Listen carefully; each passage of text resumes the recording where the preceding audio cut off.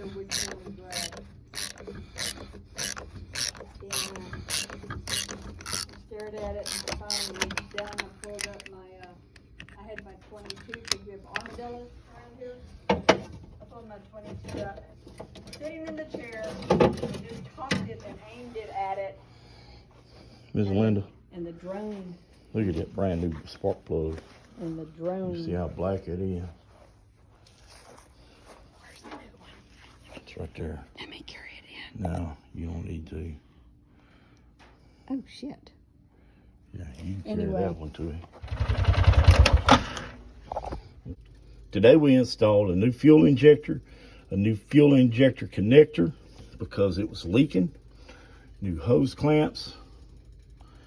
We installed a new air filter, a new spark plug. We drained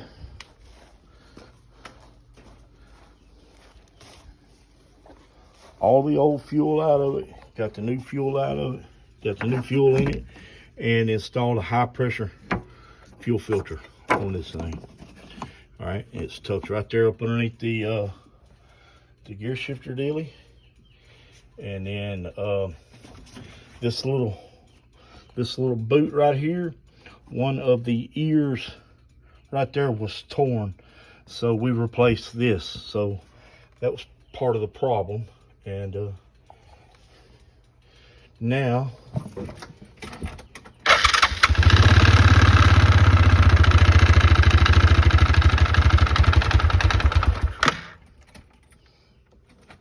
she cranks and runs just fine. I'm gonna carry it for a ride and see how it's doing. Bye. You saw that side by side sitting there running, right? Okay. I cranked it up again, had the seat in it, was fixing to take it for a ride around the block. And by the time I sat down in it, put it in gear, it died. Well, I started troubleshooting it, trying to figure out why it wouldn't crank. And lo and behold, the fuel pump went out while I was sitting there watching it. So I had to order a fuel pump, and that's where I'm picking up with you today.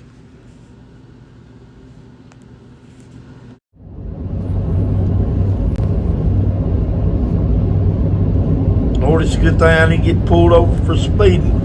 They'd have searched my truck for days.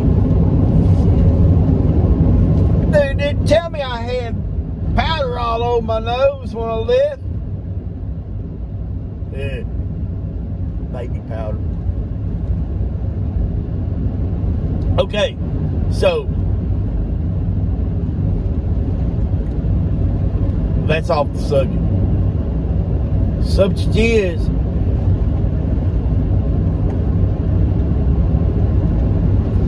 I run into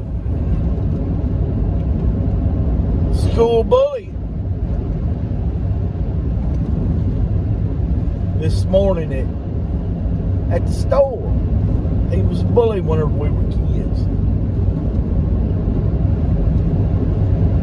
These two guys run together. One of them was bigger and older than us, and one was smaller and the same age. And hanging out with this bigger and tougher guy made that smaller guy seem tougher.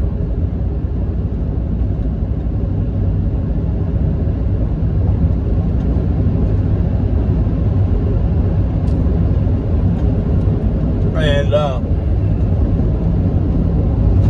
the little guy would jump out of the bushes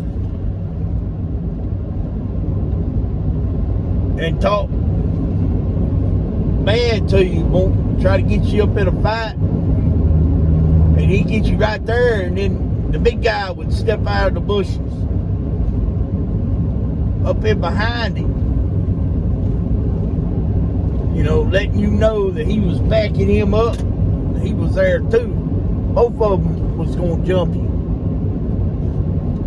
That's the way that worked.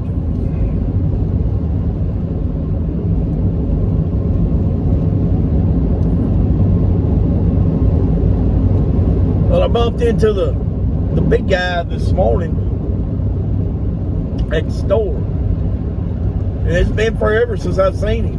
And he's been in the penitentiary for probably 12 years, 15 years in this last stretch. And I think he's done 2 or 3 other stretches for 5. Out of his adult life, he's probably spent all but about 3, maybe 4 years in the penitentiary. And the last time I seen him, he was big, bulked up. He was the same age as me. He was a big dude. We got along fine. Because he knowed I was a grown man. And I wasn't scared. Because I wasn't scared when I was a kid. I wouldn't back down from the both of them. I would fight them both. I would try. But I won't never forget. One time I had my bike parked around the front of the building in the bike rack where it's supposed to be. And my friend Hondo, he was bigger than me by a little bit. He was a big old chunky boy. And he was going to meet me at my bike, and we was going to walk to my house together because his mom worked down the road from me. Well, just as I made the corner, see, they had the school windows blocked off, had little nooks up in there, built up in around the windows. And it's about 3 or 4 feet wide. Somebody could get in behind one of them and hide real easy. Well, I come around the corner to get my bike. There was the little bully. Won't pick a fight. Why? I don't know. I have no earthly idea.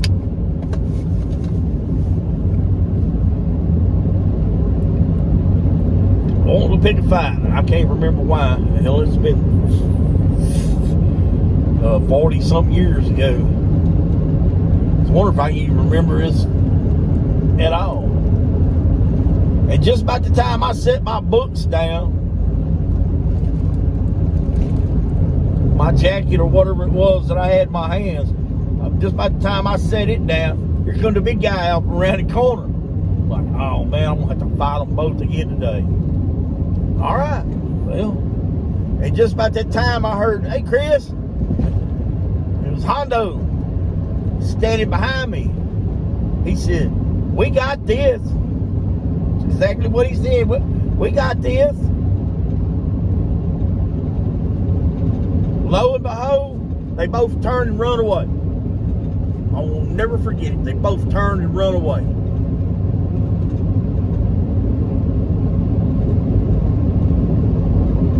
It's like you sprayed poison at them or something. And left us alone.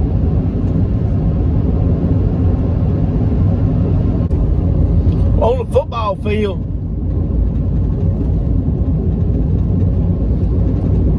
there ain't nobody on the practice field. There ain't nobody there to pick up your slack. When we got into football, it's about 3 or 4 years later, I ain't forgot none of this bullying more.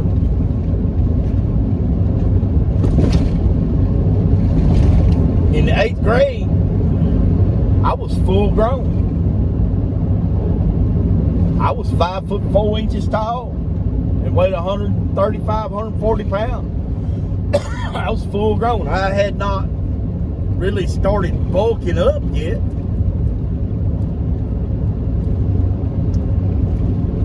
But I was trying to, and I wanted to play football bad. I thought that I was going to keep growing. I was going to get big. And at that point, I was about the 3rd biggest guy in our class. Still small compared to T-Car, but everybody was. That dude was 6'4", 225 pounds whenever we were in the 8th grade. Anyhow, yeah, he would have been a pro football player if he hadn't hurt his leg. Anyhow, one day during practice,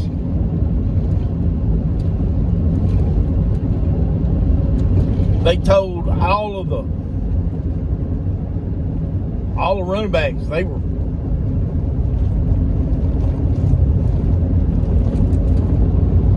not doing right. They weren't doing right. So we gathered up at the goal line. We put 2 dummies 5 feet apart, running parallel with the field. And he got the running backs over to the right of it. And all the linebackers, I was a linebacker, to the left of the dummies, on opposite sides.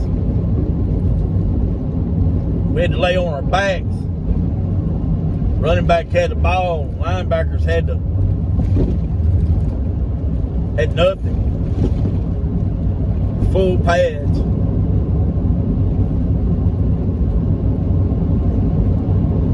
And I look up, little bully on the other side with the ball.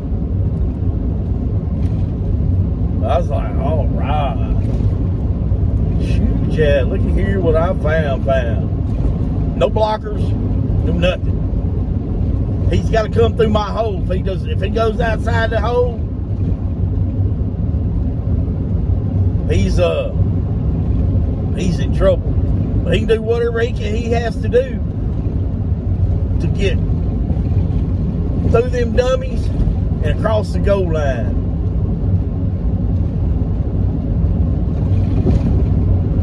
Coach blowed the whistle. And we both got up. He started toward that deal. And by the time he got to the dummies, I was already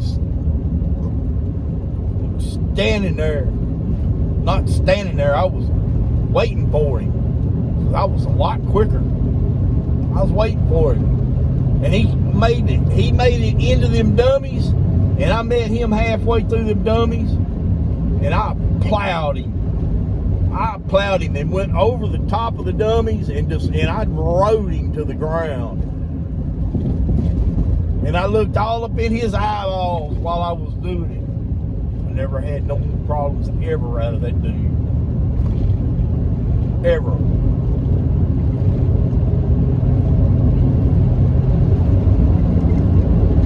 He was a second or third string running back. I think he was like third or fourth. More like. And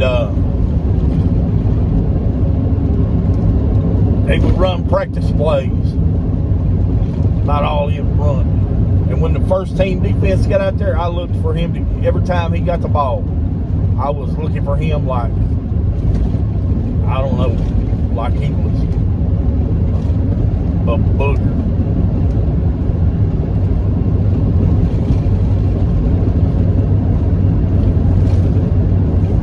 I made sure that I punished him for every time he ever bullied me. He didn't have no help on that practice field.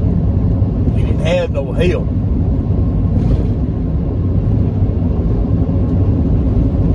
But then this dude growed up to be big. To be real big. Whereas everybody quit growing in high school, this guy, after he got out of high school, I think he shot up like 6 inches. Ain't that something? Amazing. But I still never had no troubles out of it. He tried to act like a bully around me one time after we got out of school. And I showed him I wasn't going to back down from him, nothing like that. And that ended pretty fast.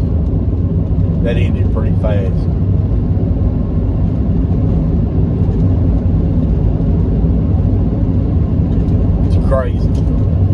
But you kids, when you grow grow up, when you're growing up, you're going to school. Don't let the kids bully you around. Don't. You're walking home from school. Don't let the kids bully you. You stand up to you. You stand up for yourself. Whether you take a whooping or not, you stand up to them.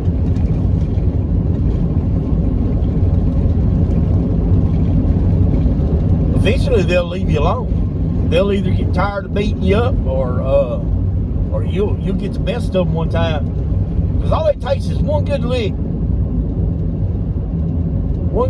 on a bully, and he's yours. You hit him in the nose, bring water to his eyes, he'll remember it. But it's more for your self-esteem than it is to get over on him. Because if you spend your life running from some guy or some guys, then you're going to spend the rest of your life running from somebody or something. And it ain't no fun to run from something. Don't run from your fears. Face them. I got a purple light. We'll shine it on there. He's got a big bright light. We'll shine it on there.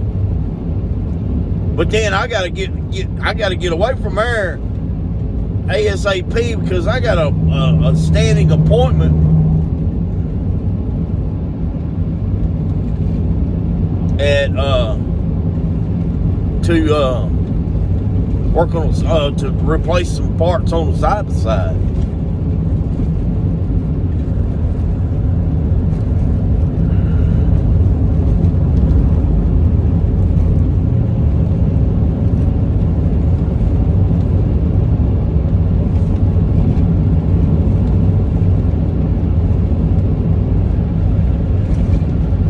Yes, I do.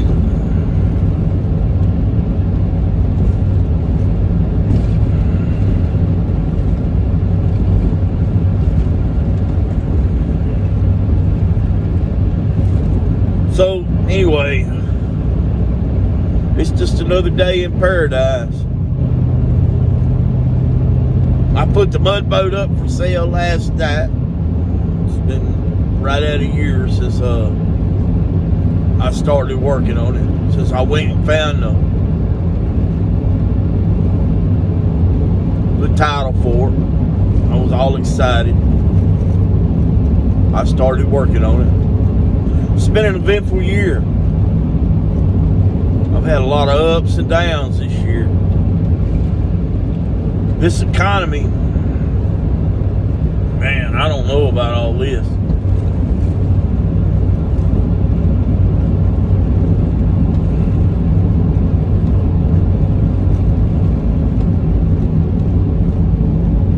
Maybe it'll get better.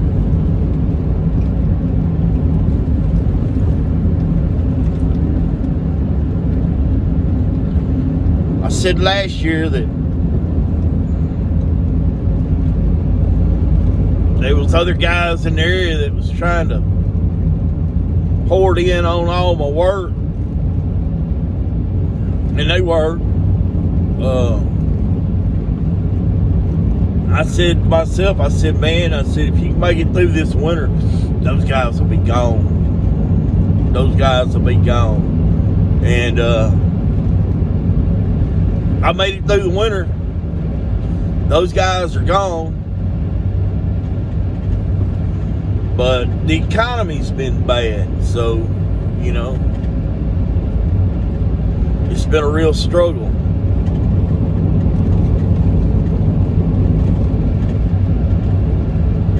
I've taken on some work that normally I wouldn't do.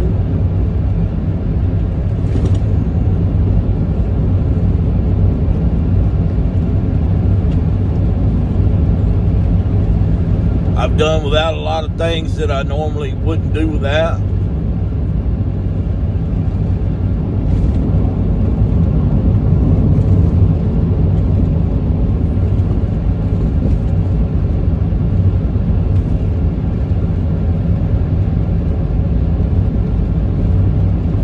I've had part issues. Whew. Shipping issues.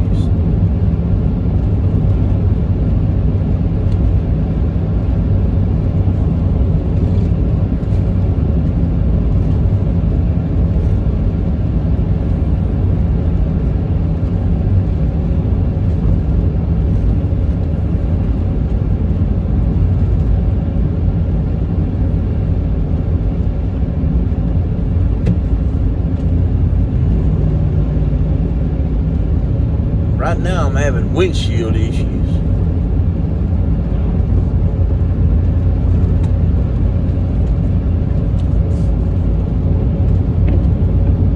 There we go. Now the windshield issue's fixed somewhat.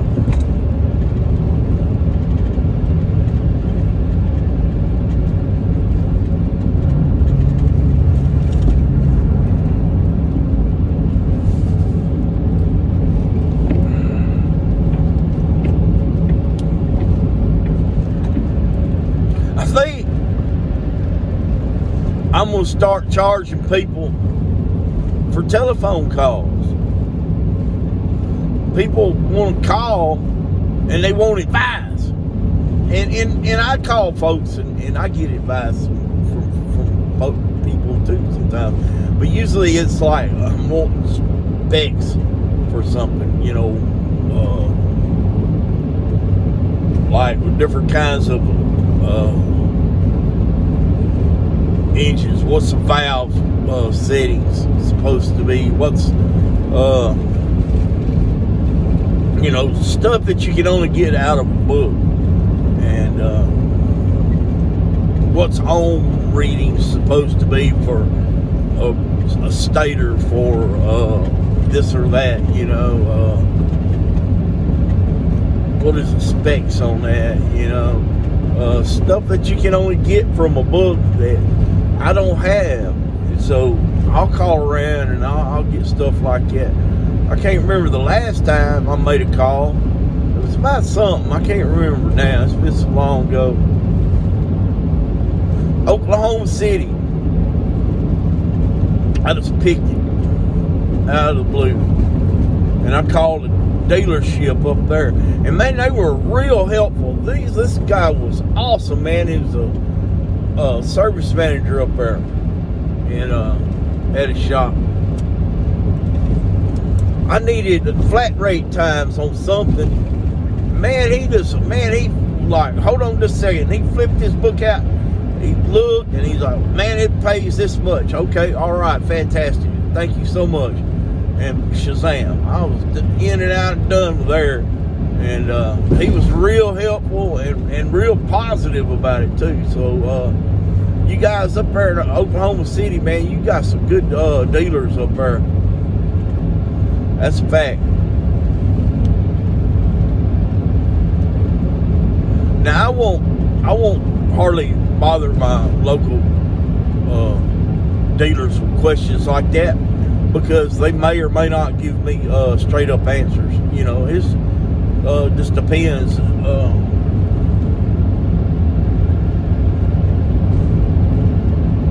They may tell me, well, it pays 5 hours, what it may only pay 4 hours, and they're trying to get me to where I jack my prices up, and you just never know. So I like to call folks from out of town when I have questions like that to ask, you know. And I'll tell them real quick, hey man, I am way out here in BFE, Egypt, and in Texas, and I need to know a flat rate time for say doing the brakes on a Kawasaki Mule. They tell me what it is, what it pays, you know, and I go with it from there. That pear tree is just loaded. I need to stop there. I need to come back in the evening time. They're digging up the tanks, or they're installing tanks or something. I thought those tanks were gone years ago.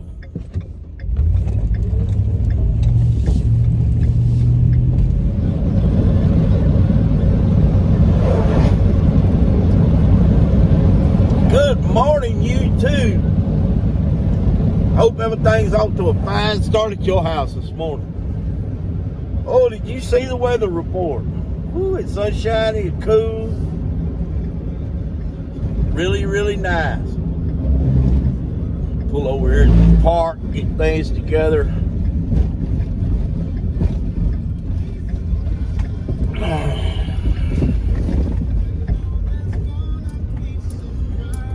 Man, our economy has fell to pieces. People, I need work. I need to turn it down. They'll be dropping me off of YouTube.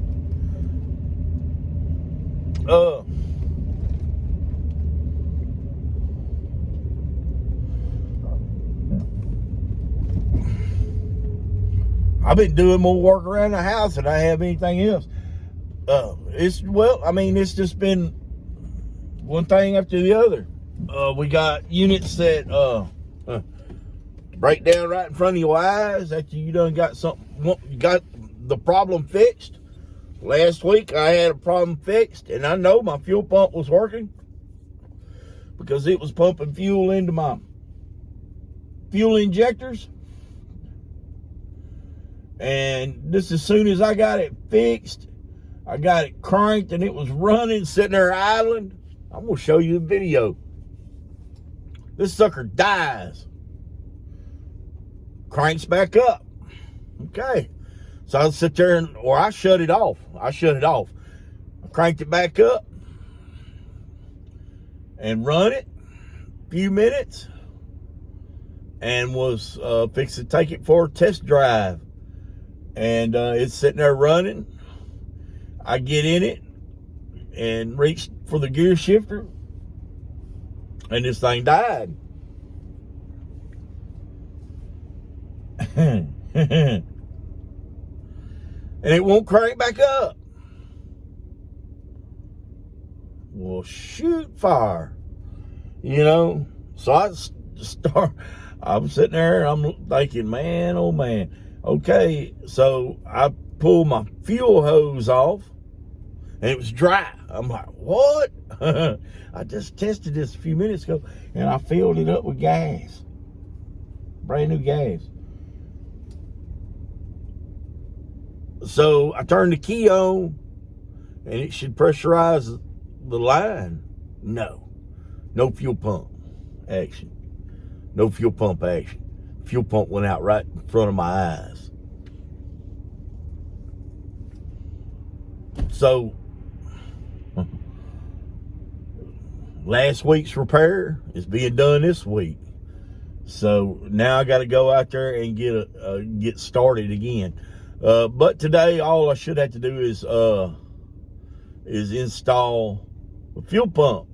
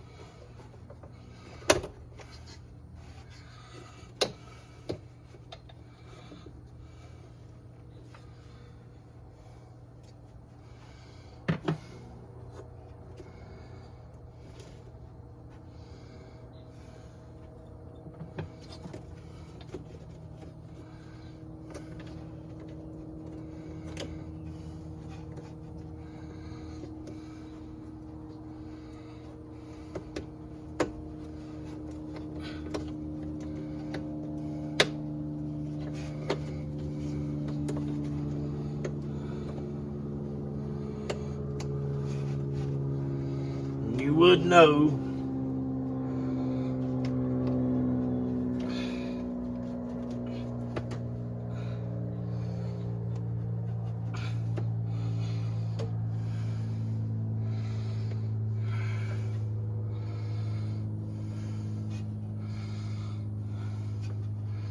that with all the connectors that I have,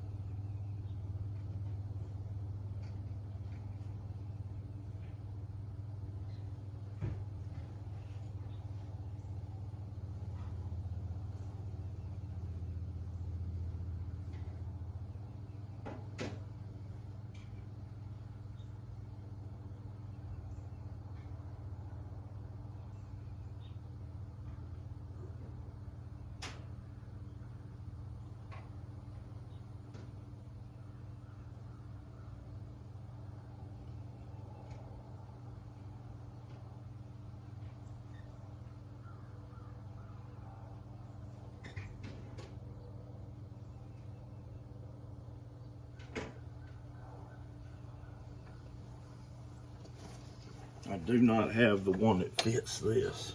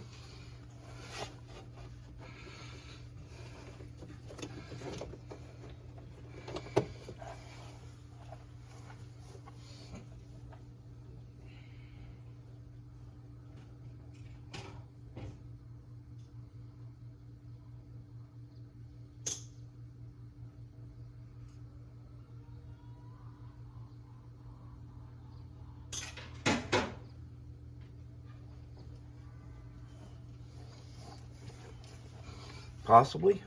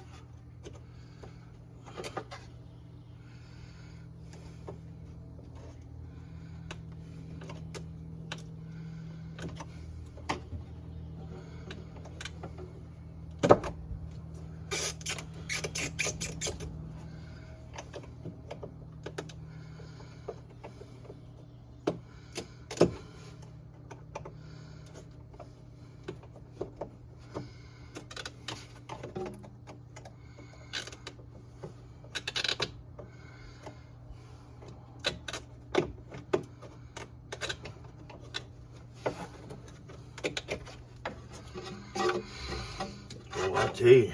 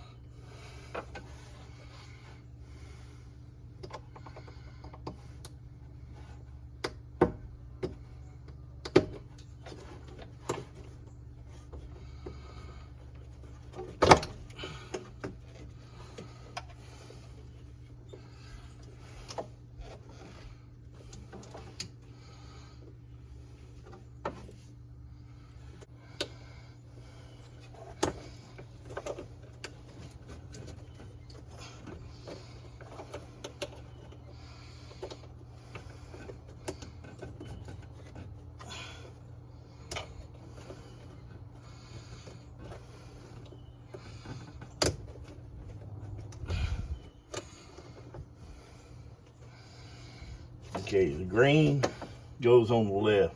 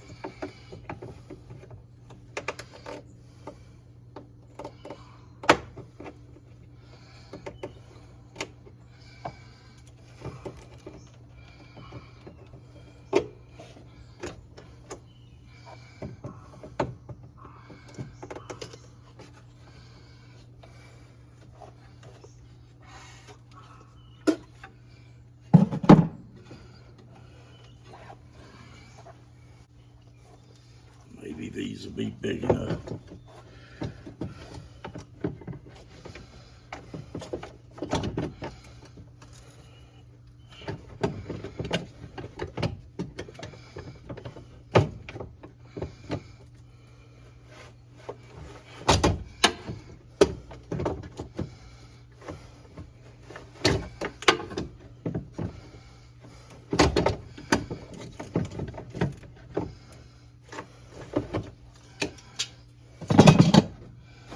There we go.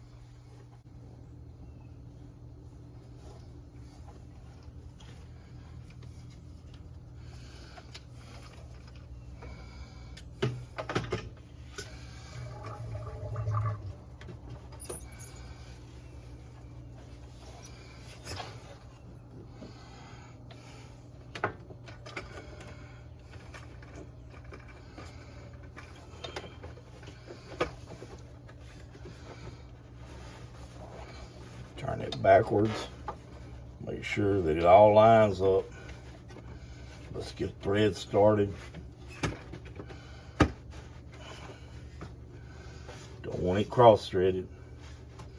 You make sure that these are all pointing in the right direction or your fuel sending unit won't work.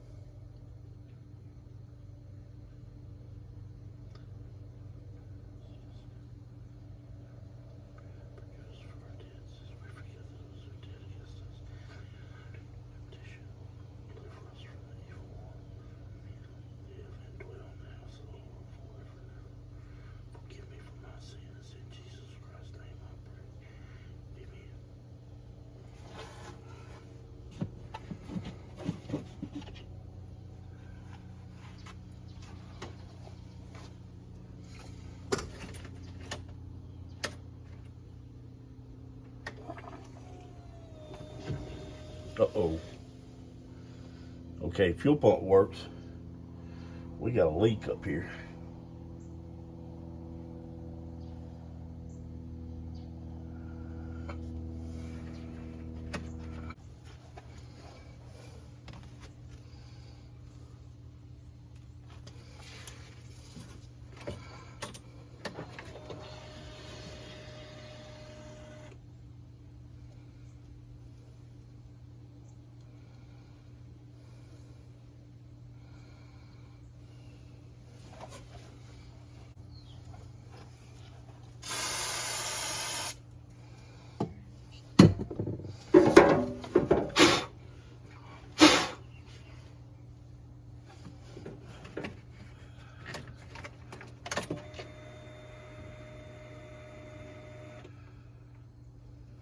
I think we got it fixed then.